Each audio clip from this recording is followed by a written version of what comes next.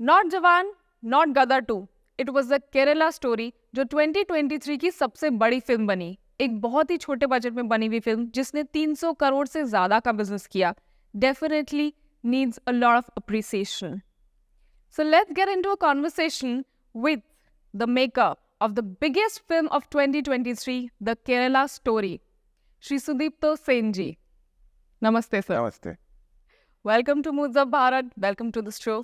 Thank you for accepting the invite. Thank you. It's my pleasure. Back to back, आप films बना रहे हैं हम, so taking out time for us was really great. So thank you so much. To begin with, Calling me, having me here. And yes, like in our film, we didn't have any budget for publicity. So now I'm used to of going to the podcast, all kinds of media who used to be very supportive during my the whole publicity phase. So thank you once again. It's a remembrance of my film again after 4 months. yes, absolutely. Yeah. I think इतना बड़ा एक सैलाब आप लेकर आए पूरे देश में पॉजिटिवली कि इतनी जल्दी उससे आगे नहीं बढ़ेंगे. इवन इफ इट्स 4 months और 4 years, ये फिल्म हमेशा याद रहेगी लोगों को, and people will refer whenever incidents like that happen in the society to your film. I agree. So थोड़ा सा भारी सवाल से मैं Yes. शुरू करती हूँ सर. I'm ready. बता. चाहे कश्मीर का मुद्दा हो, चाहे केरला का हो, चाहे बंगाल का हो, किसी ने भी आज तक हिम्मत नहीं करी बोलने की, फिल्मों के थ्रू बताने की. What made you make the Kerala story? See, it has a genesis. It has a genesis as in that it is now whatever we see in our society at this point of time, whatever we do, whatever we choose, whatever we intend to do, everything has been designed since 1947 when Britishers left this country. And वो जो काले साया बोलते हैं ना, वो काले साया की तरह एक लेफ्टिस्ट इंक्लाइंड आइडियोलॉजी और अ नैरेटिव हमारे देश को ग्रास्प करके रखा था. The whole country is under the remote control of Russian politics. And the ruling class of this country were completely under the taking direction from Russia. आप China के साथ लड़ाई देखिए, पाकिस्तान के साथ लड़ाई देखिए, और पूरे देश की जो नैरेटिव्स चल रहा था, द एजुकेशन सिस्टम, 60 years, एक भी एजुकेशन सिस्टम, पिछले 250 साल पुराने एजुकेशन सिस्टम इस मतलब ये लोग चलाते गए. Right now last 4 years 5 years we are some initiative has been taken for a new education policy which is Bharat centric. So it is not the question of any political party or any political ideology. It is an ideology of the nation. So the situation was that Raja decide करते थे आप क्या सोचेंगे, राजा decide करते थे आप क्या करेंगे.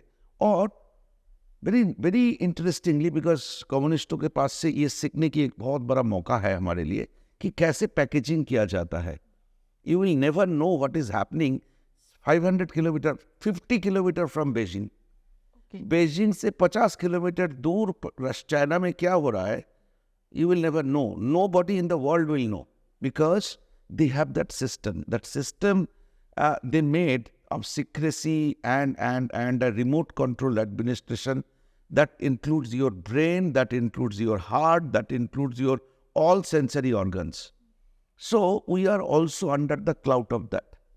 So राजा के खिलाफ बात करना देश राजद्रोह होता था. So you are void of any kind of independent thinking, any kind of out of the box thinking, any kind of questions which deals with the foundation of this nation. Right. तो ये एक बहुत ज़्यादा होगा तो emergency आ जाएगा. तो ये सिचुएशन से हम गुजर रहे थे. और the generation after generation, in my calculation at least 4 generations are being badly affected. And if you have to come out of, I'm saying, it is nothing to do with my politics. It is nothing to do with Congress. It is nothing to do with BJP. It is the essence of Bharatvarsh, essence of India, concept of India. Concept of India always believed in free thinking. आप सोचिए, मेरी film के लेके आपने बात करने बैठे तो मैं बता दूं, some of the biggest intellectual of this country, I think Nasiruddin Shah, the biggest intellectual of this country. If I am not wrong, he did not see the film, but he come and said that this film is a propaganda film. So आप समझ सकते हैं कि कितने बड़े एक साजिश देश के खिलाफ. I consider it's a conspiracy against the state. Correct. Because somewhere or other, you have to be controlled by certain ideology. My next film is also dedicated to this oppression, this intellectual oppression which we are going through. So the point is, मैंने साहस की, I took the initiative of doing this film. ऐसा नहीं है. पूरे देश में बहुत लोगों ने बहुत किस्म की साहस करके बहुत काम किए. Okay. इसलिए 1977 में इमरजेंसी को हटाना पड़ा, और that is the strength of the democracy. Right. But ये डेमोक्रेसी भी इनकी साये में थे. They use to control our everything, like that is invisible strings की तरह हमें कंट्रोल कर रहे थे. अभी sadly people still did not understand that ये जो इनविजिबल स्ट्रिंग्स है, ये स्ट्रिंग्स कितने खतरनाक है, वो अभी तक नहीं समझे इस देश की लोग. और इसको समझाने की जो प्रोसेस था वो भी बहुत स्लो डाउन हो गए. सो एक पॉलिटिकल हाड़ाकिरी में हम फंस गए. उसके बियॉन्ड अगर आप देखेंगे ना, इस देश में बड़े अच्छे अच्छे चीज़ें हुई है, जिनमें से मेरी फिल्म एक रिजल्ट है. या मैं कभी इस नैरेटिव में बिलीव नहीं करता कि right winger film, left winger film, ऐसे नहीं होता है. एक फिल्म मेकर हो, एक आर्टिस्ट हो, पेंटर हो, म्यूजिशियन हो, सबकी एक एक पॉलिटिक्स होता है. And that politics is definitely pro human. एक आर्ट हमेशा इंसानों के लिए बनाया जाता है. कोई कविता लिखते हैं अपने गर्लफ्रेंड के लिए या बॉयफ्रेंड के लिए, या देश के लिए, या इंसानियत के लिए. कोई ना कोई उनका ऑब्जेक्टिव होगा, बट उसकी पिवोट में इंसान रहेगा. सो आर्ट की कोई कलर नहीं होता है. Right. Correct. जैसे नेचर को आप कोई कलर नहीं दे सकते. तो बेसिकली क्या है कि मेरे जैसे बहुत लोग बहुत जगह पे इस तरह की काम करना कोशिश कर रहे थे. Coincidentally I was in Kerala Okay. when I come across it was in 2013-14. When I come across to an incident, I did not meet the girl that time. I met that girl later. The girl was a 19 years old girl. मेरे पास time है ये कहानी बोलने का. Yes, yes. छोटा सा कहानी है, आपको सुनना बहुत जरूरी है. जी. मेरी फिल्म से भी ज्यादा इम्पोर्टेंट है वो स्टोरी. Okay. एक 19 साल की लड़की थी, उसका नाम अभी नहीं बोलूंगा मैं. बाद में अगर निकल जाए तो कोई प्रॉब्लम नहीं. She does not have problem, but I have a problem. Right. वो लड़की एक मुस्लिम लड़के, एक हिंदू लड़की. I don't have any inhibition to take politically correct होने की कोई इनहिबिशन नहीं है. एक हिंदू लड़की 19 साल की एक मुस्लिम लड़के के साथ उसकी मोहब्बत होता है, और दोनों घर में बताए बगैर शादी करता है. Okay. 19 साल की लड़की और छोटे शहर की लड़की, एकदम गांव की लड़की. आप समझ सकते हैं उनकी मैच्योरिटी लेवल क्या होगा. उसके लिए प्रेम ही बहुत ओवरवेलमिंग था. जब शादी के अगले दिन उसको पता चलता है कि उसका पासपोर्ट बन गया, उसकी सीरिया की वीजा लग गया उस पासपोर्ट में, and she is travelling to Syria in next 7 days. Okay. और वो लड़की को समझ में आ गया कि she has fallen in a huge trap. तो रात को वो वहां से भागी, उसकी शौहर के घर से भागी, और वो घर के भाग के आके अपने घर आई. अपने घर में आके वो बहुत मशहूर केस है. मतलब आज भी आप वो करेंगे, गूगल ड्राइव करेंगे तो, मतलब ये मेरी कहानी नहीं है, ये गूगल में है ये कहानी. तो वो घर भाग के आई, आके सारे कहानी बताए, और by the time it is morning, police, media, सबको पता चल गया ये. तो that girl was hounded by media and police. Police आए उसको दबाने के लिए कि कहानी बाहर ना जाए. मीडिया उसके पीछे पड़े है. वो लड़की बहुत नर्वस हो गई. नया शादी हुई है, और मतलब शादी की एक दिन हुई है, और तो शी लॉस्ट हर सेंसेस. तो उसके घर वाले ने या पड़ोसियों ने डिसाइड करता है कि उसको जो गांव है उसको कुछ दिन के लिए गांव में ले जाएंगे, जो आपके घर वाले भी करते होंगे, मेरे घर वाले भी सोचेंगे.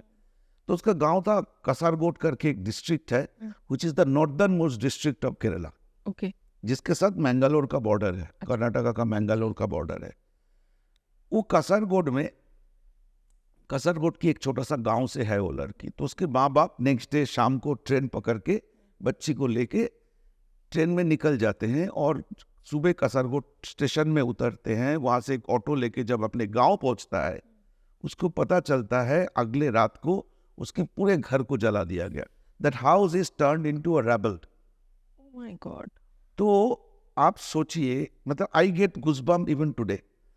ये सोचने के बाद मुझे पहले तो लगता था कि it's a very regular incidents, लेकिन उस समय पे मैं जब केरला में था, 3-4 जब कुछ लड़कियां आके मतलब अपने मुंह ढक के बोली कि मेरे साथ भी ऐसा हुआ है, मेरे साथ भी ऐसा हुआ है, then I realised as a film maker, as a concern human being, correct. मुझे लगा कि मुझे इस लड़कियों के साथ बात करना है।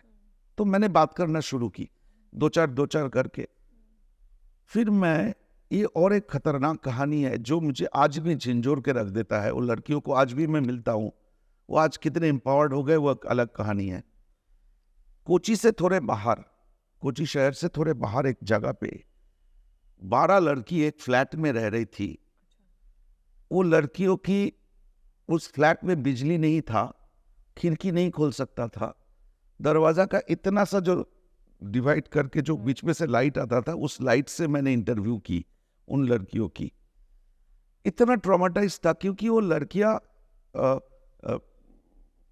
कन्वर्शन करके मुस्लिम बन गए थे, and they are the victim of this, so they come back, they reconverted. और तो रिकन्वर्शन के बाद वो अपने घर नहीं जा सकते थे, अपने नौकरी में नहीं जा सकते थे, अपने स्कूल कॉलेज कोई जगह भी, रिसर्च सेंटर कहीं पे नहीं जा सकते थे। तो वो लड़कियां एक साथ एक घर में रह रहे थे, और वो लोग सब्जी लेने जाते थे ना, जब सब्जी लेके वापस आते थे, कोई एक लड़का उसका बैग छीन लेता था, सब्जियां नाली में डाल देते थे। बिजली का कनेक्शन करते थे तो बिजली का काट कर देते थे। मतलब मैं जब उन 12 लड़की से मिला, 3 दिन से खाना नहीं खाए थे। और 3 उनमें से एक लड़की थी श्रुति जो अभी मतलब सारे टेलीविजन चैनल की मतलब क्वीन होकर बैठी है।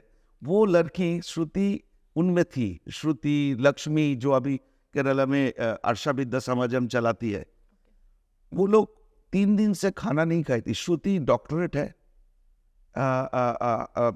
इनमें से डॉक्टरेट था, स्कूल की टीचर थी, एक if I am not wrong Bangalore IISc Indian institute of science की एक वो थे। ये सारे लड़कियां वो घर में थे। ऐसा नहीं था कि कोई अनपढ़ लड़की गांव से उठा के रखा हुआ था। तो ये समझने के बाद, इन लड़कियों से टाइम बिताने के बाद मैंने रियलाइज किया कि मुझे अभी कुछ करना है, क्योंकि इनकी कहानी अगर नहीं बोलूंगा ना तो I will do injustice to myself. Exactly. It will be injustice to my education, my civilization, my family. I will denounce the values been imparted to me by my family. So मैं कुछ पैसे जुगाड़ किए करके एक documentary film बनाया। It was in 2017. Okay. 3 साल मैंने डेटा कलेक्ट की, लोगों से मिले, खतरनाक सारी इंफॉर्मेशन जुगाड़ की, इन्फ्यूरेटिंग डॉक्यूमेंट्स जुगाड़ की। आपको मैं उतना डिटेल में अभी नहीं बोलूँगा। हम लोगों ने एक किताब लेके आ रहे हैं अभी, अनटोल्ड ट्रू केरला स्टोरी, जो हमारी रिसर्च मटेरियल को वो इंडिया स्क्रॉल वाले ने वो एक किताब में कन्वर्ट कर रहा है। तो मैंने एक डॉक्यूमेंट्री बनाया 2018 में। वो डॉक्यूमेंट्री बेस्ट फिल्म अवार्ड मिला लंदन इंटरनेशनल फिल्म फेस्टिवल में। लेकिन वो फिल्म जब मैंने पहला स्क्रीनिंग, आई वॉज एक्साइटेड, तो मैं JNU में दिखाने गया तो मुझे मार के भगा दिया JNU से। मेरी LED स्क्रीन तोड़ दी, मैं बच गया। मेरी रोता हुआ फोटो हुई, वीडियो भी है यूट्यूब में। वो that was the worst possible JNU violence have ever happened. उस दिन वायलेंस इतनी ज़्यादा था, लेफ्टिस्टों की वायलेंस इतना ज़्यादा था, एक सिक्योरिटी गार्ड ने पैर के ऊपर से गाड़ी चला दिए थे पत्थर डाल के, और वो अभी भी मतलब 5 साल हो गए, अभी भी एम्स में है। तो आप सोचिए इतने वायलेंस था उस दिन इसमें। तो बात क्या थी, तो मैंने रियलाइज किया कि नहीं, यहाँ पे ख़त्म नहीं करेंगे, मुझे फिल्म बनानी है। क्योंकि अगर मैं किसी को नहीं दिखाया कहानी में, नहीं इंडिया में नहीं दिखा सकते, विदेश में अवार्ड मिलने से मुझे मेरी कॉलर अप होता है। तो so I decided to make a film, so I wrote a script and I kept on roaming around in the market.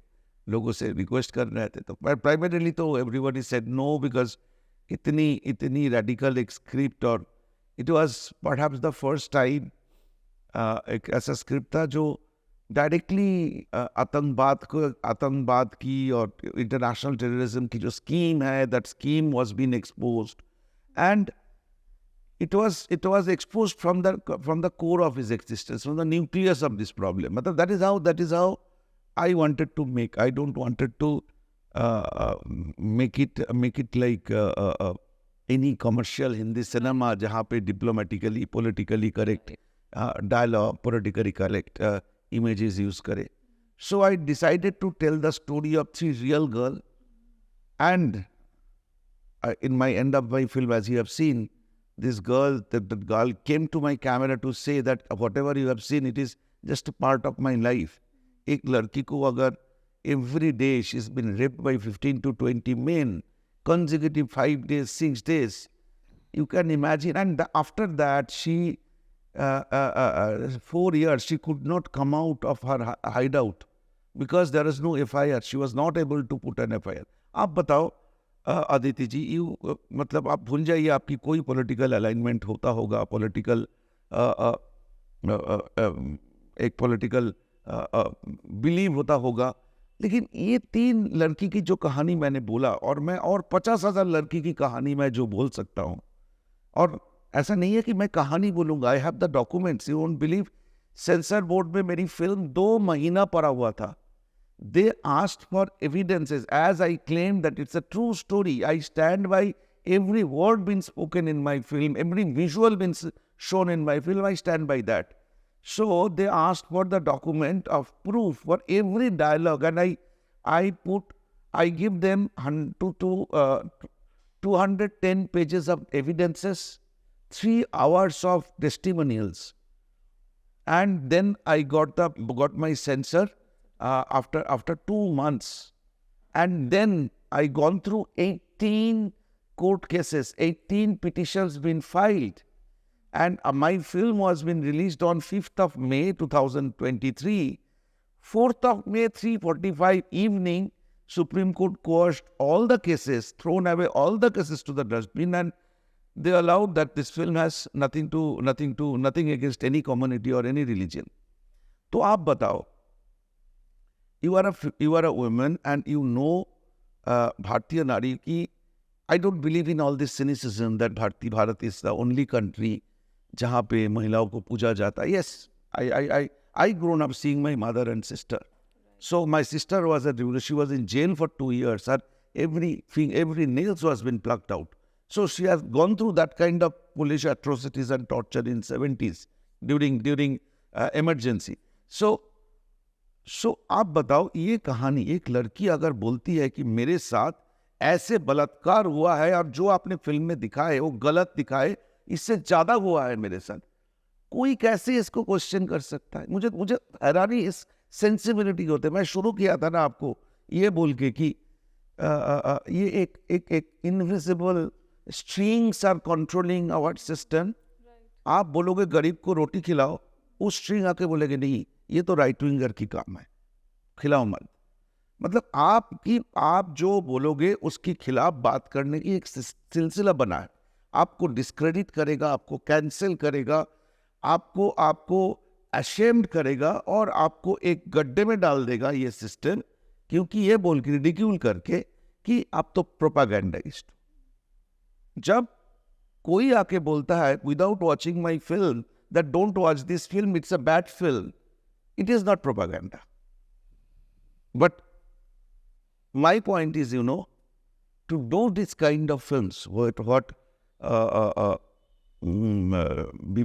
विवेक जी ने जो फिल्म बनाए, या मैंने जो फिल्म बनाई, या कोई भी फिल्म जो बनाए, जो which has dealt with uncomfortable truth, which has dealt with the questions which has been thrown to this system, this Islamo leftist system, I don't want to categorize them as a right-winger film or propaganda film. If you don't have interest or courage to see a truth, you don't watch. The issue is more and more such films should come, so that if there are lobbies exist in this film industry, we turned out to be a lobby for the better cinema, Indian cinema, भारतीय cinema. जब तक इस देश की cinema को बॉलीवुड बोलेंगे तो वो सिनेमा उन्हीं की सिनेमा रह जाएगा, हमारी सिनेमा नहीं बनेगा. करेक्ट. सॉरी कपिल. बताया है आपने. आई रियली डोंट नो मैं क्या बोलूँ. जो आपने इंसिडेंट्स शेयर करे हैं मुझे नहीं समझ में आ रहा आगे हम क्या बात करें इसमें. बट डेफिनेटली एक चीज़ मुझे समझ आ गई जो बहुत से लोग कहते हैं who believed in the film and who know about this truths कि जितना आप फिल्म में दिखा पाए रियलिटी से सच में बहुत बहुत ज़्यादा है. खराब इंसिडेंट्स. एक दो स्टोरीज नहीं. Situation is really so uncontrollably bad. What happened is it's you are not only fighting against an ideology. Fighting against an ideology is not that difficult. You are fighting against a system. आप सोचिए. Whenever you know about Kerala, beautiful state, God's own country, backwater, romantic paradise, lovers paradise, beautiful sea beaches. ये सारे जो कहानी है ना, ये साधन केरला का कहानी है. केरला एक लंबा सा स्टेट है, राइट. बीच में कोची है. कोची के नीचे जो केरला है ना, बड़ी खूबसूरत है. कल्चर, जितने केरला की क्लासिकल डांसेस देखेंगे, मार्शल आर्ट देखेंगे, सब उस केरला की होगी. कोई भी केरलाइट को आप पूछिए नॉर्थ केरला का क्या हाल है भाई, nobody will tell about North Kerala. This Kasaragod, Mallapuram, Kozhikode, ये जो उडुपी, ये जो डिस्ट्रिक्ट्स है ना केरल की, these are the dungeon of international terrorism. These are the places where terrorism is been breeding ground. You need not to trust me. You trust CNN's video. Kerala में अट्टिकाट करके एक जगह है जहाँ पे गांव में शरिया कानून चलता है. शरिया कानून आप सोचिए शरिया कानून केरल जैसे प्रोग्रेसिव स्टेट में कैसे. वहाँ पे लड़कियाँ अकेली नहीं निकल सकते. वहाँ पे स्कूल सारे बंद है, सिर्फ मदरसा चलता है. टेलीविजन चैनल केबल ऑपरेटर का ऑपरेशन बंद है. वहाँ पे लड़कियों को बुना बुरखा निकल नहीं सकते. अगर निकलेगा तो साथ में कोई मेल कंपेनियन होना चाहिए. सो ये है केरला की हार्ट ऑफ द केरला. अच्छा, अब आपको समझना पड़ेगा केरला एक ऐसा स्टेट है जहाँ पे कोई इंडस्ट्री नहीं है.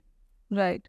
कम्युनिटी. वहाँ पे जो यूथ है ना, और केरला में बड़ी इंटरेस्टिंग स्टैटिस्टिक्स है. पता नहीं कौन आके मुझे जस्टिफाई का मतलब प्रूफ करेगा, but I know I am correct. Right. Kerala में यूथ की नंबर बहुत कम है. आप ओल्डर जनरेशन देखेंगे, यंगर जनरेशन देखेंगे, यूथ नहीं देखेंगे. कोई सब नौकरी के लिए Bangalore, Hyderabad, Bombay, Dubai, Saudi Arabia चले जाते हैं. दुबई में सबसे ज्यादा non UAE community is the Mallu community, Malayalam speaking community, right. तो अच्छा, यूपी कितने बड़े स्टेट है कि 5 केरला की बराबर या 6 केरला की बराबर. यूपी में 3 इंटरनेशनल एयरपोर्ट है. राइट. केरला में इतना छोटा सा स्टेट है, 4 इंटरनेशनल एयरपोर्ट. कौन आते हैं यहाँ पे? और वो नॉर्थ केरला में 3 है. नॉर्थ केरला में 2 है, और केरला और तमिलनाडु के बॉर्डर में कोयम्बटूर है, कोयम्बटूर में 1 है.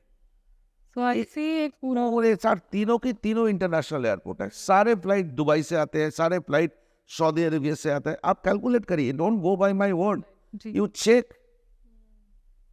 और इतनी पैसा उस मुस्लिम इस्लामिक कंट्री से वहां पे आते हैं ना, इतनी पैसा आते हैं आप बिलीव नहीं करेंगे. आप वहाँ के एक एक रेस्टोरेंट में जाइए, एक एक होटल में जाइए, unbelievable crowd. All are Muslim crowd, all are millionaires crowd. तो मेरा कहना का मतलब है दिस 4-5 डिस्ट्रिक्ट की जो फेज है ना, and it has now percolated to Mangalore also. Mangalore का भी situation is very bad. If I am not wrong, I know a girl, she is like you, she is a huge activist, she is doing such commendable work. Akshata का number है more than 20,000 girls are missing from only Mangalore. Oh my God. and all are conversion. So now the problem is we intellectuals are also divided. हमारी देश में शहरों में ना आजकल media इतना अवेकेंड हो गया कि आजकल फोर्स्ड कन्वर्शन कुछ कुछ होता है गांव में, ओके फोर्स्ड कन्वर्शन नहीं होता है. Is all manipulative conversion, is all intellectual conversion. आपको ब्रेन वॉश कर दिया जाएगा. You will be indoctrinated in a way that you will think, yes, this is what is for me. That is what I tried in my film.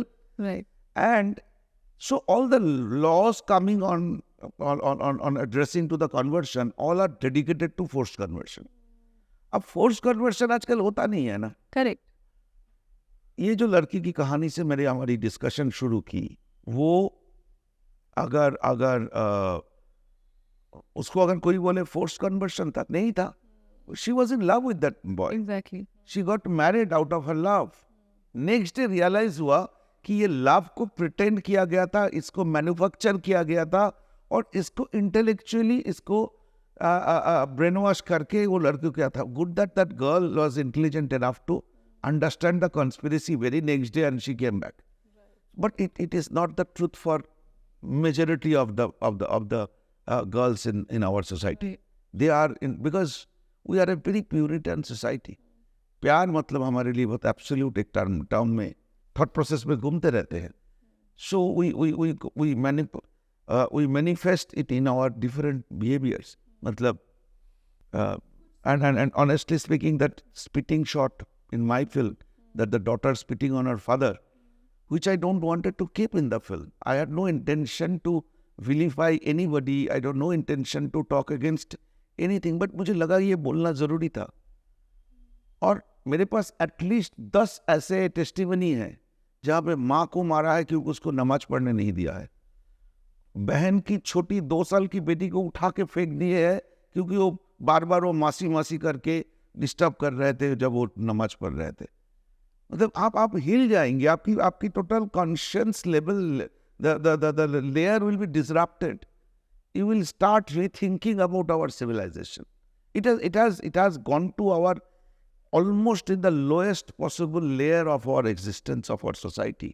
इतना आसान नहीं है यहाँ से निकलना. And जितना मुझे कभी कभी डर लगता है अदिति जी, मुझे डर इस बात की लगती है कि ये घटना और 2 जनरेशन तक अगर पार्कुलेटेड होता रहेगा ना. आप देख रहे हैं यूरोप का क्या हाल है, आप देख रहे हैं लंदन का, यूके का क्या हाल है. मतलब जैसे सीरिया का हुई है. मतलब अभी समझ में नहीं आता है कि सीरिया सिविलाइज्ड वर्ल्ड में है या कोई प्लेनेट में है. उस समय पे आज से 50 साल भी नहीं हुई जब the most free country used to be Syria in the world. So मुझे इस बात की डर लगता है कि पॉलिटिक्स की जो गंदगी है ना, वो हमारी इस लेयर में, इस लेवल पे, हमारी सोसाइटी की लेवल पे, हमारी बिलीव्स की लेवल पे, कल्चर की लेवल पे एक इनविजिबल दुश्मन के साथ लड़ रहा है. And how good we are at our this guerrilla fight, intellectual guerrilla fight. I am in doubt and I am scared also. So whatever is possible for me, I am doing. I don't think that I have done something great. इस film को अगर दोबारा बनाने को मौका मिले तो मैं शायद और बेटर कुछ करूँगा. लेकिन हाँ, इस तरह की इनिशिएटिव तो होना चाहिए. सर, जो थोड़ी बहुत पॉलिटिकल नॉलेज केरला के बारे में मुझे है, आई नो कि कई सालों से मुस्लिम लीग वांट्स कि केरला को एक मुस्लिम स्टेट डिक्लेयर कर दिया जाए, but obviously with in the country किसी स्टेट को ऐसा हम डिक्लेयर नहीं कर सकते. दैट इज वाई वो नहीं हो रहा है. बट नहीं, जी इशू मुस्लिम स्टेट डिक्लेयर करने के लिए नहीं है. In 2010, the then Kerala Chief Minister B.S. Achyutanandan sir, he was the biggest, tallest leader of Communist Party of India, Marxist CPIM. He went to Delhi. In Delhi Press Club, he arranged a press conference on 26 July, I suppose. And he said that Kerala is turning into an Islamic state, and within 20 years, he mentioned, within 20 years, it will be converted into an Islamic state. So just if you need not to be politically sensitive to understand the value of this word. After that, he did not say much about it because he was put into gag by his party. But the day he mentioned this, in the immediate next day, there was a backlash in Kerala. So during that backlash, आज जो केरला के chief minister है Pinarayi Vijayan sir supported him, D.S. Achyutanandan, that yes, it is correct. Now today, when my film was getting released, he suddenly said that it is not a true Kerala story. Now, which Pinarayi Vijayan was correct? That Pinarayi Vijayan was correct, or today's Pinarayi Vijayan was correct? So, matter of factly, you have to understand the political or cultural demography of Kerala. Kerala has 29 to 30% Muslim population, 17-18% Christian population, and 52-53% Hindu population. Okay. Now, understanding the religious graph, Kerala politics is completely dependent on the Muslim vote. अच्छा. People may think it is a very, very infuriating statement, but it is truth. Okay. That this Muslim vote, and I'm not talking about Kerala only, Muslim vote is a factor to almost in entire country. So I never understood that how come in a democratic system a vote can be termed as a Muslim vote.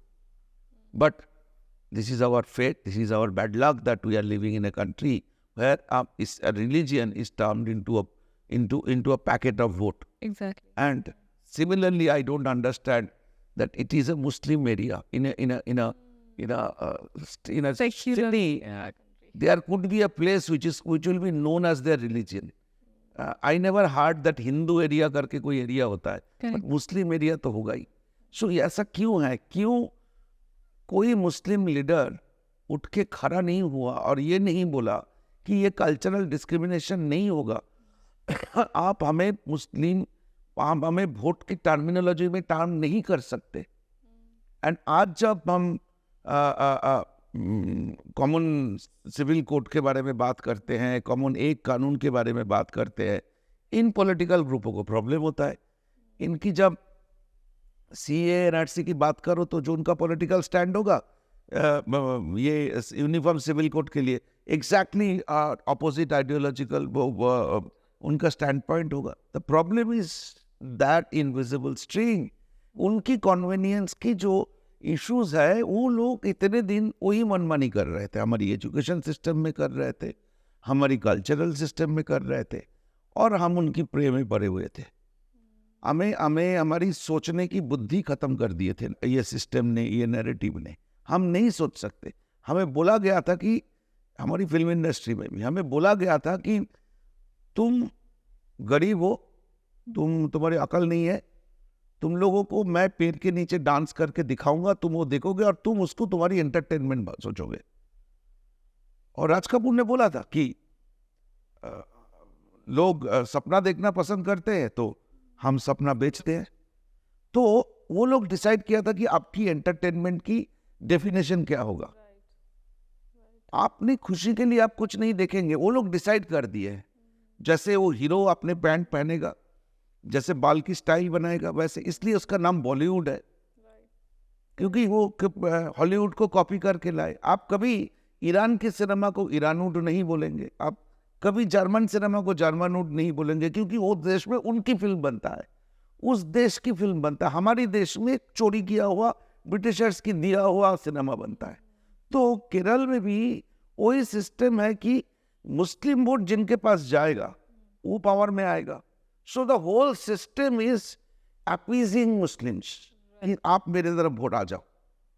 तो मुस्लिम को appease करने के लिए वहां पे वो लोग जो डिसाइड करेगा वही होगा. Correct. आपको कासरगोड, मल्लापुरम, कोयिकोड में भारतीय कानून नहीं चलेगा, शरिया कानून चलेगा, क्योंकि इन लोगों को वोट चाहिए. पर सर 52% हिंदू है तो 52% हिंदू तो हिंदू नहीं है ना. उनमें से 12 से 14% बोलते हैं कि हाँ मैं हिंदू हूँ, बाकी लोग बोलते हैं कि मैं कम्युनिस्ट हूँ. सो वो लोग सीपीएम की वोट बैंक है.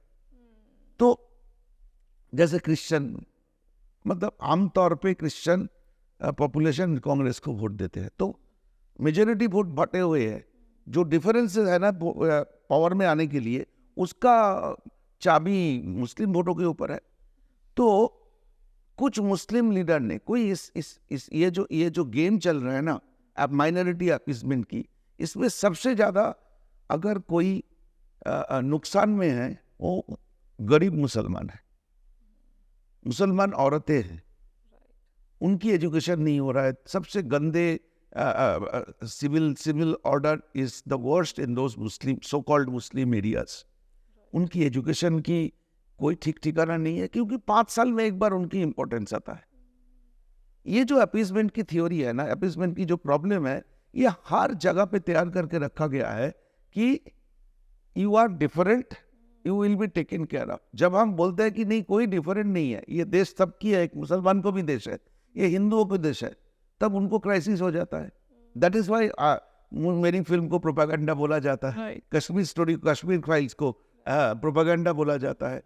प्रोपेगेंडा बोल देना, डिस्क्रेडिट कर देना, ये एक आसान तरीका है।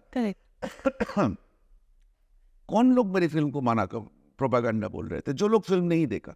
आपको मैं आदित्य जी, मैं आपको मेरी ट्विटर में अभी भी रखा हुआ है मेरे पास, उसकी स्क्रीनशॉट भी है। एक लड़की, मुस्लिम लड़की, 17-18 साल होगी, मतलब कॉलेज जाना शुरू की। जिस दिन मेरा ट्रेलर रिलीज हुआ 24th या 25th ऑफ अप्रैल, उस दिन से मुझे गाली भरी मैसेजेस कर रहे थे ट्विटर में, मतलब इतनी गंदे बात जो मैं आपके सामने नहीं कर सकता। 5 तारीख मेरा फिल्म रिलीज हुई, 7 तारीख को उसकी एक मैसेज आता है, एंड शी रोट, भैया I am sorry. She use the word भैया, भैया आई एम सॉरी, मैं आपकी फिल्म को I was abusing you without watching your film. I saw your film. I think you have done a great service to my religion, because my religion is being molested. My religion is being harassed by the extremists and terrorists. So you have done a great service. Please put in the end in your film that Prophet Muhammad never indulged on blah blah blah. So what a sweet message I got. I got tears. Seriously, I also get tears. So I'm telling you, देश में sensible लोग हैं अदिति जी, आप जैसे अच्छे लोग हैं कि मेरे साथ बात करना चाहते हैं, या ऐसे लोगों से बात करना चाहते हैं जो कुछ हटके सोचते हैं, कुछ ऐसा सोचते हैं कंस्ट्रक्टिव, जो नैरेटिव है नहीं, जो नैरेटिव तैयार करने की एक कगार पे है। They are trying to set up a narrative which is pro country, which is pro Bharatvarsh, which is pro our culture. आप बताओ, ऐसे कल्चर को जब सपोर्ट करने की बात आती है, कितना खतरनाक। मैं बोल रहा हूँ, आपको मेरी फिल्म पसंद नहीं आया ना, आप गाली दे दो, आप क्रिटिसाइज करो, लेकिन फिल्म देख तो लो। करेक्ट। ये क्या बचपना है, बिना फिल्म देखे लोग कमेंट करने लगते हैं। अच्छा, मेरी फिल्म के खिलाफ जो सुप्रीम कोर्ट में, केरल हाई कोर्ट में, तमिलनाडु हाई कोर्ट में जो पिटीशन आए थे ना, कुछ इंडिविजुअल ने किया था। जैसे आप नहीं चाहते हो कि मेरी फिल्म वो आए, आप कर लिए। आपके पास कितने पैसे हैं? आप 25 लाख रुपया एक लॉयर की अपीयरेंस फीस है कपिल सिब्बल की, कपिल सिब्बल को अपॉइंट कर सकते हो अगर आप कोई पॉलिटिकल सपोर्ट नहीं है आपकी। एक दिन में 2-2 करोड़ खर्चा करते थे। जिस दिन हमारी फिल्म की सुप्रीम कोर्ट में होता था, इंदिरा जयसिंह, कपिल सिब्बल सब आते थे उनकी तरफ बात करने के लिए, और मैं घबरा जाता था। मान लो मैं और मेरी प्रोड्यूसर बैठ के ऑनलाइन प्रोसीडिंग्स देखते थे। हाँ, तो आप जस्ट इमेजिन करो, कुछ इंडिविजुअल मेरे फिल्म के खिलाफ, वो लोग नहीं चाहते, उनको लगता है कि मैं मुस्लिम सेंटीमेंट को हर्ट कर रहा हूँ, ये फिल्म आना नहीं चाहिए। चलो, मैं आपने फिल्म नहीं देखा, फिल्म रिलीज नहीं हुई, आपको लगा, ताकि आप घर भर बेच के आप मेरी फिल्म के खिलाफ जाएंगे कोर्ट में। दैट मीन्स ये एक बहुत बड़ा साजिश, दिन में 2 करोड़ रुपया खर्चा करने वाले ताकत वाले लोग मेरी फिल्म को रोकना चाहते थे। Correct, absolutely. कपिल सिब्बल क्यों जाएगा मेरे खिलाफ, मेरी फिल्म के खिलाफ बात करने के लिए, unless he is been paid? Indira Jaising क्यों जाएगा unless he is been paid? Battery of, मतलब एक दिन सिचुएशन ये था, जिस दिन last day 4th of May, मतलब सुप्रीम कोर्ट की जो chief justice, honourable chief justice decided कि सारे केसेस को कंपाउंड करो। सो केरल हाई कोर्ट की केसेस को लेके आए, क्योंकि सब्जेक्ट तो एक ही था। ये चेन्नई हाई कोर्ट की केसेस लेके आए, तो टोटल 18 पिटिशंस था। सो 18 पिटिशंस के लिए 18 लॉयर और साथ में और lawyer led by the country's celebrity lawyer like Kapil Sibal, Indira Jaising, और बगल में मेरी 2 लॉयर, और उनकी जो अंग्रेजी मतलब ब्रिटिश एक्सेंट में, अमेरिकन एक्सेंट में जो बातें कर रहा है, आर्गुमेंट कर रहा है मेरी फिल्म के खिलाफ। बट थैंक गॉड कि मेरा फिल्म चंद्रचूड़ सर को, ऑनरेबल चीफ जस्टिस को लगा कि my film should be screen, तो 12 घंटे भी नहीं था हमारे हाथ में, वो हुआ, they allowed the film. So I'll just put you in a lighter mode. ऐसा लगा फिर उस टाइम की पूरी कौरव सेना के सामने आपने अर्जुन की तरह नहीं वो तो था, जीत लिया। वो तो था कि लड़ाई सपोर्ट में तो बहुत आ रहे थे, Right. लेकिन फिल्म इंडस्ट्री बिल्कुल साइलेंट था। हमें लग नहीं रहा था, समझ में नहीं आ रहा था, क्योंकि ऑनेस्टली ये मेरी प्रोड्यूसर की हार्ड अर्न पैसा था, और किसी को अगर लगे कि कोई पॉलिटिकल पेट्रियोनेज था या कुछ था, आपको मतलब हमने तो रेडी करके रखा है कि कोई आके हमारी स्टेटमेंट ऑफ अकाउंट भी देखेंगे तो देख सकते हैं।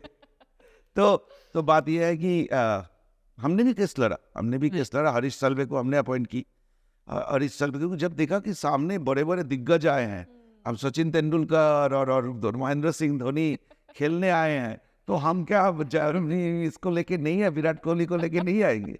तो हमारे पास थोड़ा पैसे थे, 2-2.5 करोड़ रुपया हमने रखा था पब्लिसिटी करने के लिए फिल्म की, तो पूरे पैसा खर्चा कर दिए कोर्ट केस में।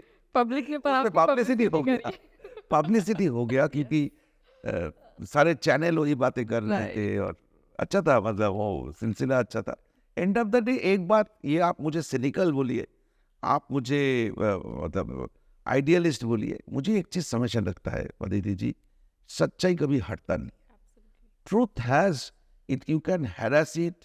मतलब कल जो आर्टिकल आया ना, और वो आर्टिकल पढ़ने के बाद मैंने वही ट्वीट किया कि you can harass, you can molest, you can do anything with truth, but and of the day सच्चाई जीतेगा, ये मुझे लगा। लेकिन इट इज नॉट जीत और हार की सवाल, and of the day it is a milestone, and I am proud of that fact that ये माइलस्टोन आज भी मतलब मेरे हिसाब से कई हजार इफ नॉट कई लाख लड़कियों को कॉन्शियस किए। इसलिए I got blessings of millions of mothers, millions of sisters, millions of girls. That blessing is definitely going to work for me so that I can do better film. Do such great work. And that is the reason I promised myself that I will earn some money, I will spend the money, and I will use my position to do cinema which I believe in. मेरे पास अभी जो मैं film कर रहा हूँ ना, उससे पहले मेरे पास बहुत सारे बॉम्बे के, आप जानते हो बॉम्बे में अगर कोई फिल्म 300 करोड़ करे तो प्रोड्यूसर का लाइन लग जाता है। तो मैं सबको मना किया, और मैंने बोला मैं जो एजेंडा की फिल्म, मेरी एजेंडा की फिल्म बनाऊंगा, और वो देश की एजेंडा की फिल्म है। अगर आप साथ में दे सकते हो तो साथ दे दो, otherwise I am happy. So good that I did not break my team, same team we are working for the next film, Right. and I think we have, my producer has announced that release date 5th of April Awesome. next year. So 5th April, stay tuned for sir's next film. आपने mention किया राज कपूर साहब की film में he was a proper communist, उनकी film में बहुत communism की ही बात करती थी सारा।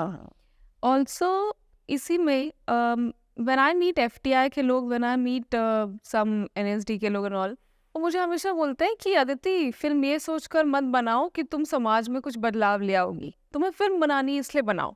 बट ऑनेस्टली ना तो दादा साहब फाल्के जिन्होंने पहली बार फिल्में सीखी और बनाना शुरू किया उन्होंने इस पर्पस से किया था, और ना ही बाद में इवन फॉर इंडिपेंडेंस बहुत हद तक फिल्मों को भी यूज़ में लिया गया क्रांति लाने के लिए।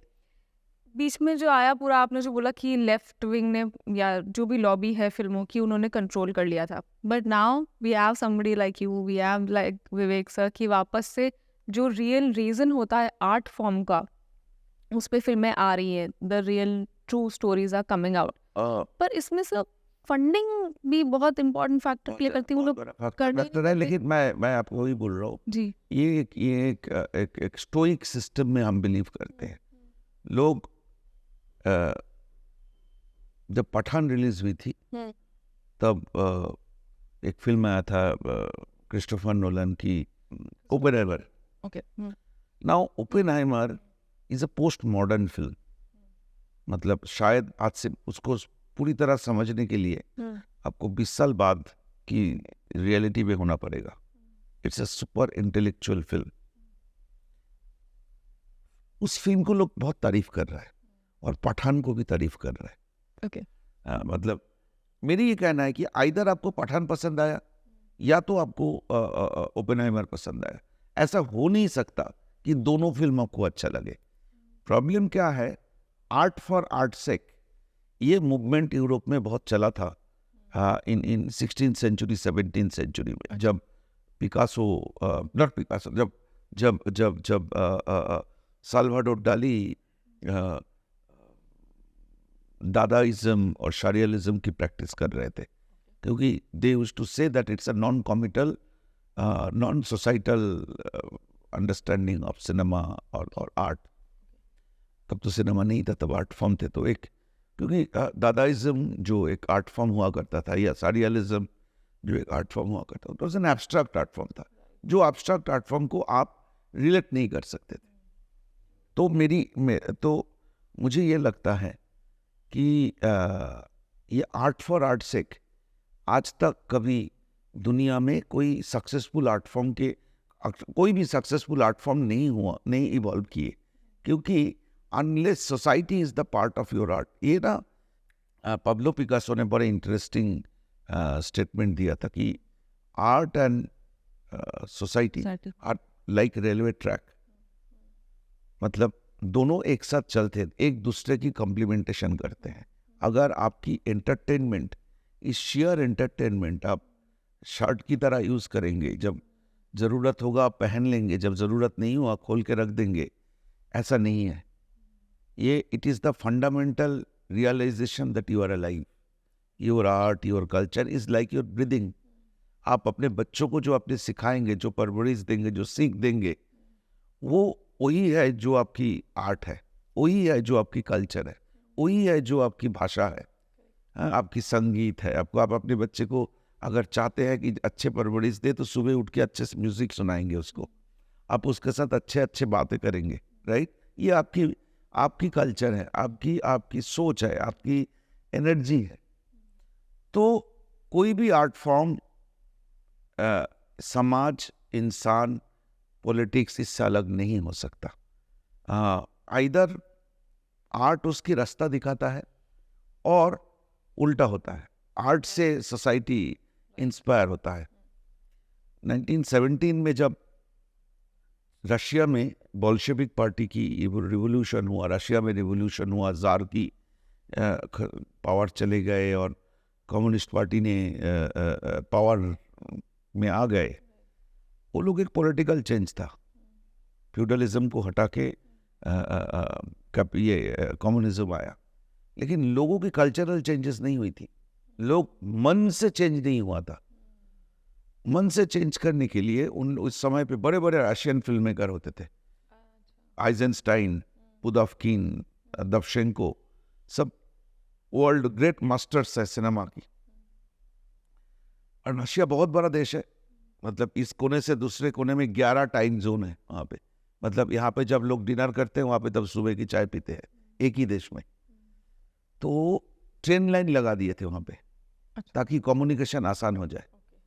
तो ये लोग क्या करते थे, एक एक फिल्म मेकर को ट्रेन में सारे फिल्म की एक्सपोज, उस समय पे बड़े बड़े कैमरा हुआ करता था, ट्रेन के अंदर लैब लगा दिए थे और ट्रेन में कैमरा देते थे. वो ट्रेन चले जाते थे गांव में और गांव के लोगों के ऊपर फिल्म बनाते थे और रात को गांव के लोगों को दिखाते थे, ये तुम्हारी जिंदगी है, ये जिंदगी तुम ऐसे एक्सप्लॉइटेड होते हो, तुम्हारी जिंदगी ऐसे बदलना चाहिए. और इसलिए 70 साल तक ये रशिया में कम्युनिज्म चला, क्योंकि cinema played the role of the educator. तो जो लोग बोलते हैं कि सिनेमा तो सिर्फ एंटरटेनमेंट है, वो लोग आपको झूठ बोलते हैं. वो लोग आपके खिलाफ कॉन्स्पिरेसी करके आपको भड़काना चाहता है. Cinema is a political tool. Cinema is a political ideology जो समाज को बदलता है. और उसके बगैर एक कविता का क्या क्या पावर होता है वो हमने कई बार देखे हैं। ये बंगाल में जो अनुशीलन समिति थे, रेडिकल कांग्रेस से निकल के जो किए थे, कविता बोलता था इसलिए जेल में डाल के मार देते थे। ये सुकांतो भट्टाचार्य जो उसको रिबेल पोएट बोला जाता था, 25 साल में उम्र में मर गए थे बाद। उसने बोला था पूर्णिमा की जो चाँद होते हैं वो आपके लिए चाँद होता होगा, मेरे लिए जला हुआ एक रोटी है। तो ऐसे ऐसे नेशनलिस्ट, ऐसे ऐसे देश की प्यार करने वाले लोग, आर्टिस्ट हमारे देश में आए।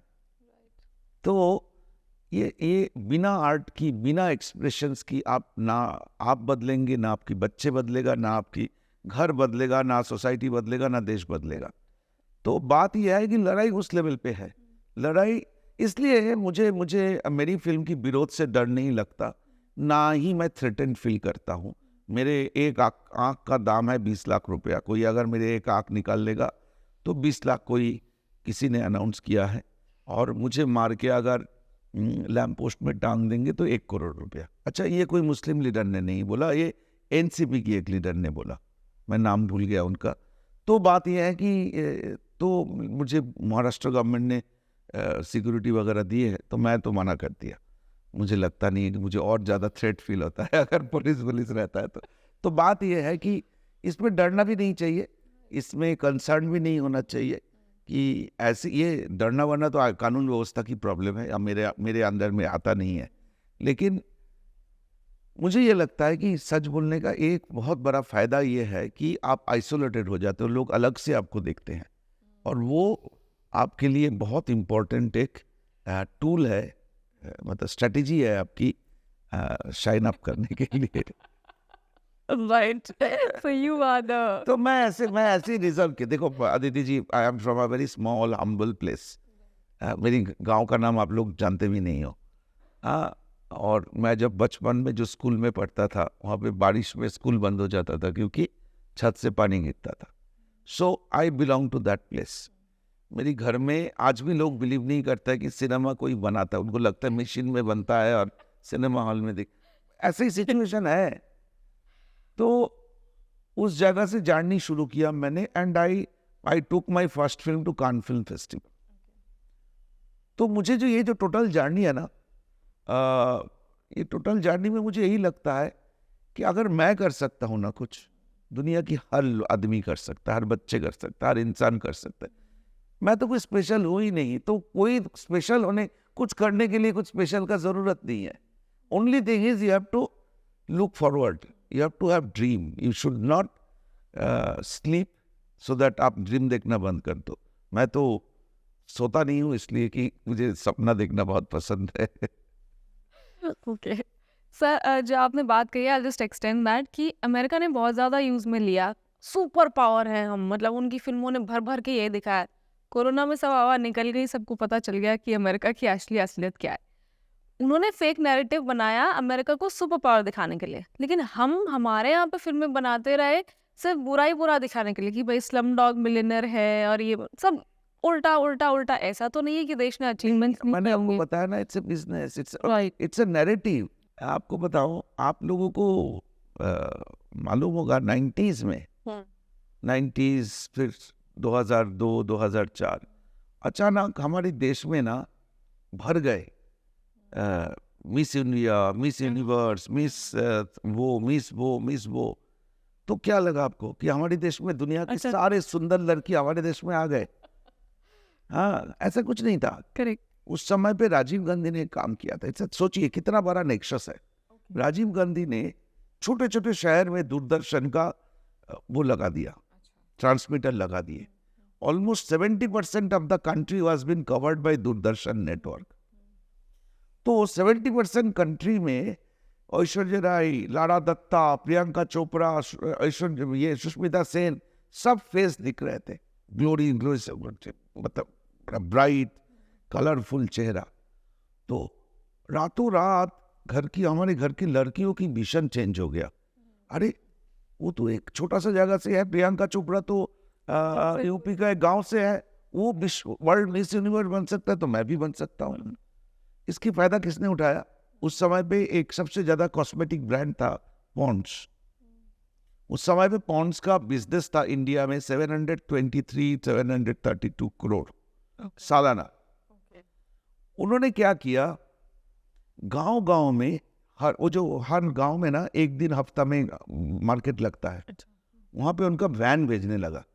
तो गांव की लड़कियों ने, जिनकी कुपोषण में, मैल न्यूट्रिशन में होठ सूख गया, पेल हो गए, वो 20 रुपया बचा के रखती थी, क्योंकि वो गाड़ी आएगा बुधवार को, वो गाड़ी से एक लिपस्टिक खरीदेगा, क्योंकि उसको प्रियंका चोपड़ा बनना है।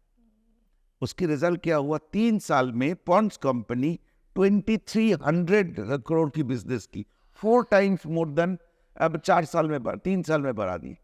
तो ये जो कॉर्पोरेट कल्चर है ना, it's a typical American style. Correct.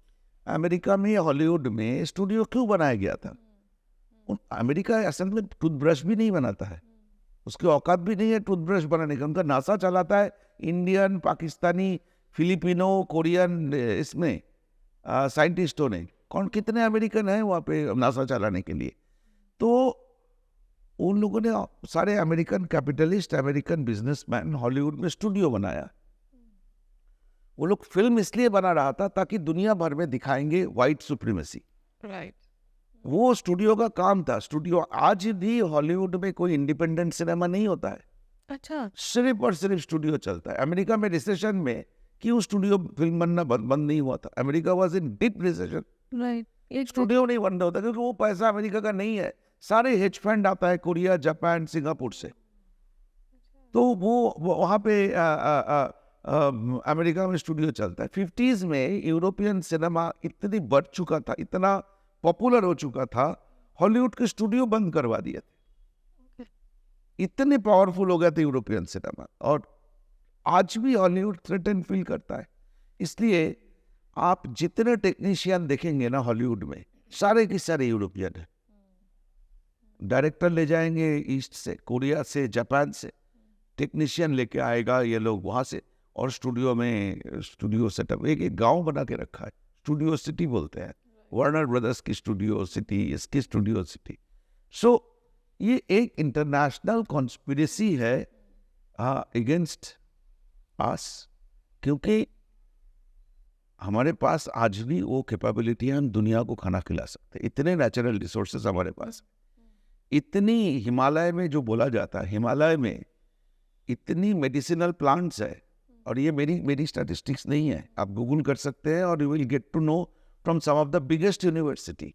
North east की जंगल में और हिमालय की जंगल में आज दुनिया में जो मेडिसिन बनता है, उसकी जो इंग्रेडिएंट्स है, वो हिमालय में और इसमें इतने क्वांटिटी में है कि पूरे दुनिया को दवाई खिला सकते हैं हम। तो प्रॉब्लम क्या है कि ये इनकी क्राइसिस है, ये एक कैपिटल की एक इनहेरेंट क्राइसिस में दुनिया इवॉल्व की है। कैपिटलिज्म इसलिए कहीं पे टिका नहीं। तो ये कॉन्स्पिरेसी है क्योंकि इंडियन सुप्रीमेसी इज विजिबल इनके सामने ये दिखाई दे रहा है कि India is evolving as a developed nation and as a very fast, exactly natural limit से बहुत आगे जा चुके हैं। मतलब इनके लिए एक थ्रेट परसेप्शन तो है, और वो थ्रेट परसेप्शन को कंट्रोल करने के लिए ये हम लोग अभी तक, हमारी आइडियोलॉजी की लोग, हमारी नैरेटिव की लोग समझे नहीं। सिनेमा इतना बड़ा पावर है ना, आप सोचिए, खाली सिनेमा हॉल में भी पठान 500 करोड़ कर लिए, हाँ, लेकिन गदर भी 500 करोड़ की, लेकिन उसमें भर के लोग आए। लोग आज भी ऐसे नॉनसेंसिकल सिनेमा के पीछे हजारों करोड़ खर्चा कर रहे हैं, क्योंकि उनके सामने एक डिफेक्टिव एंड मेल प्रैक्टिस वाले कॉन्सेप्ट ऑफ एंटरटेनमेंट दिया गया है। राइट। ईरान में दो भाई बहन की एक जूता है, तो उस जूते को लेके आधा स्कूल बहन पहनती है और आधा स्कूल भाई पहनता है, और पूरे फिल्म बन गया सिर्फ 2 बच्चे और उनके जूते को लेके। और वो आज $300 मिलियन, जो शाहरुख खान की और सलमान खान की और अक्षय कुमार की फिल्म नहीं कमाया कभी। 2 करोड़ में बना हुआ फिल्म $300 मिलियन कमाता है। आप स्लमडॉग मिलियनेयर की बात की, आज के तारीख में वो 2500 करोड़ का प्रॉपर्टी है फॉक्स के साथ।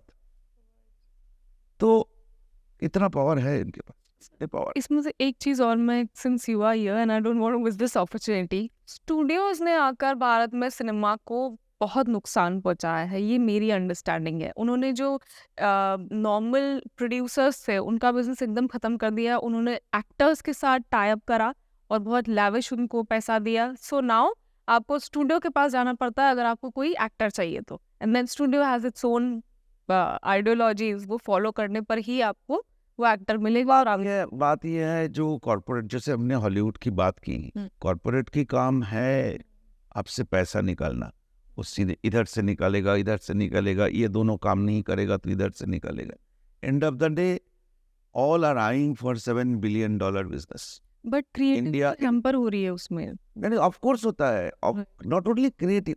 सी मैं ना क्रिएटिविटी को बाद में सोचूंगा, राइट मैं देश की पॉलिटिक्स मेरे लिए बड़ा कंसर्न है। मैं वही बोल रहा था कि ईरान में एक फिल्म, ईरान में कोई सिनेमा हॉल नहीं है और ईरान में कोई, सब ईरानियन लैंग्वेज में बनता है, लेकिन हर ईरानियन फिल्म पूरे वेस्ट में 200-300 करोड़ रुपया कमाता है, जो हमारी फिल्म इतनी ब्लॉकबस्टर होके भी उसकी आसपास में नहीं पहुंच सकता। क्यों? क्योंकि उसमें ना ईरान की मिट्टी की खुशबू आता है। राइट वहाँ पे जर्मन की, अगर जर्मन कोई फिल्म बनेगा तो उसकी जर्मन की मिट्टी की स्मेल आता है। हमारे इधर बदबू आते हैं क्योंकि वो उसी फॉर्मूला से बनता है जो हॉलीवुड वो कर दिए है। एक स्टूडियो बिजनेस के लिए बनता है, उसके साथ आर्ट, कल्चर, एस्थेटिक्स की कोई रिलेशन नहीं है। आप सोचिए कोई कंपनी, आपके पास एक कंपनी है, मेरे पास, अच्छा आदित्य बहुत अच्छे बिजनेस कर रहा है, चलो आदित्य का कंपनी मैं खरीद लिया। ये भाई बहुत अच्छा बिजनेस कर रहा है, चलो इनकी कंपनी, मेरे पास पैसे है, मैं खरीद लिया। मैं खुद फिल्म थोड़ी बना रहा हूँ, मैं तो आपके बिजनेस को खरीद रहा हूँ, मैं आदित्य को खरीद रहा हूँ। आदित्य की सिनेमा, अगर आदित्य के सिनेमा मुझे डिस्टर्ब करता है, मेरी बिजनेस में हैम्पर करता है, तो आदित्य को हटा दो, आदित्य को कोई फिल्म ना दो। जैसे हमारी फिल्म को अभी कोई एक्टर, हमारी फिल्म कोई ओटीटी में नहीं है। सिंपल सवाल कि लोगों को ये एक्सपेक्ट नहीं हो रहा है कि एक अननोन बंदा एक अचानक ही कुछ आए और 300 करोड़ को बिजनेस करके चले गए। बॉक्स ऑफिस तो कंट्रोल नहीं कर पाए, राइट लेकिन ओटीटी तो है 4-5, तो फोन चले गए कि किसी भी हालत में इनकी फिल्म को ओटीटी में नहीं आना चाहिए। I was about to ask you. So कोई ओटीटी हमारी फिल्म लेने के लिए तैयार नहीं है। क्यों नहीं तैयार है? बेसिकली इट्स अंडरस्टूड कि इनकी दुकान बंद होने वाले है। और मैं ये भी चैलेंज दिया, मैं सेकंड फिल्म में भी ऐसा ही करूंगा, थर्ड फिल्म में भी ऐसा ही करूँ। मतलब मेरी कहने का मतलब है मुझे भी चैलेंज लेना आता है। और एंड ऑफ द डे अगर 2 फिल्म के बाद या 3 फिल्म के बाद अगर और 4 लोग इंस्पायर्ड होते हैं, और तो हम हमारे लॉबी बनाएंगे। सर हम अपना ओटीटी हमारी फिल्म आएगी। बिल्कुल वही मैं तो वही सोचता हूँ। So some quick questions and then I'll let you go, Done. because इतना सारा आपके नहीं, पास नहीं, मुझे जाना भंडार भी है है। नॉलेज का, मेरे को मतलब समझ नहीं आ रहा कि जाना- कौन कर जाना भी है। Okay, so quickly, इंडस्ट्री का आपने बताया actors were not ready to take the film and you know they were people who were opposing it.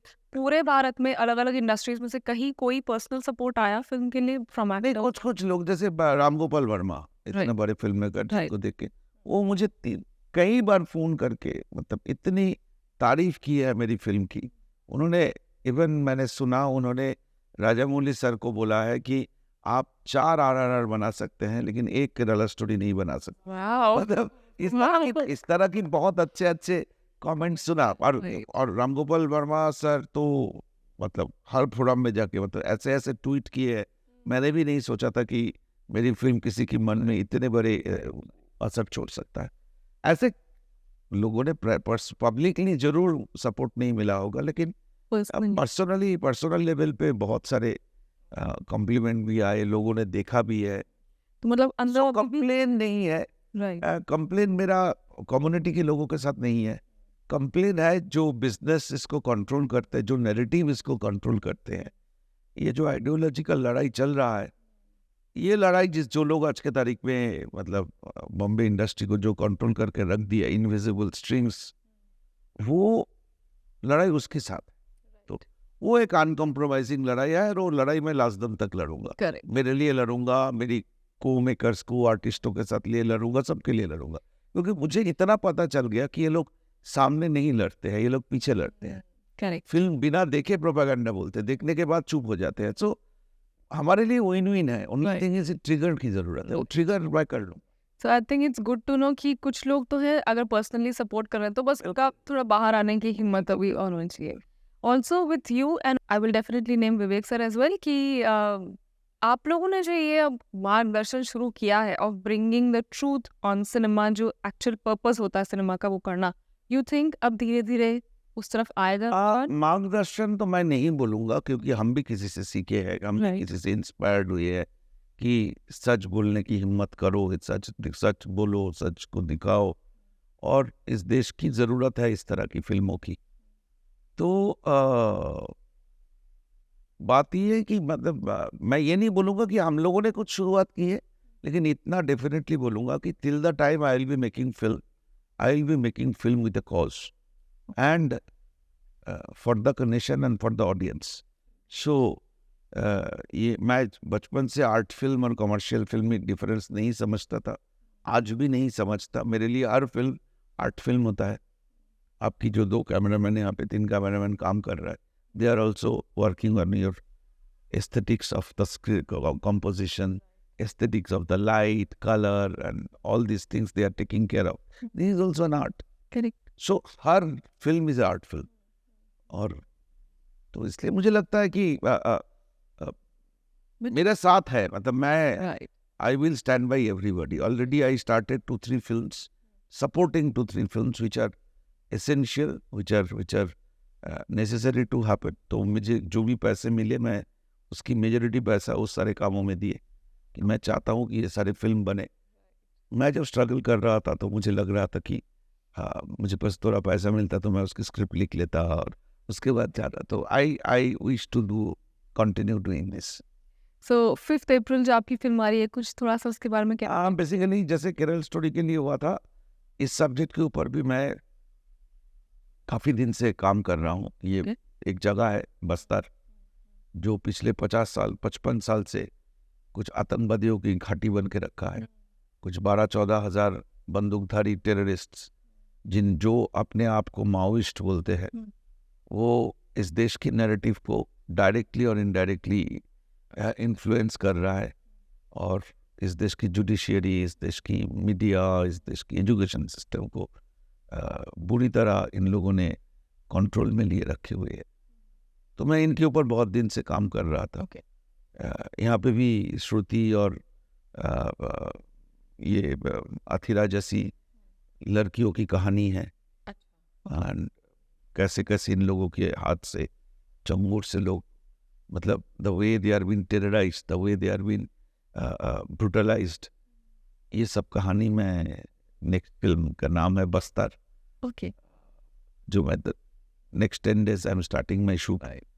और Great. अप्रैल इस देख लीजिएगा। So Moods of Bharat has started the promotions. We have got you the new. Fast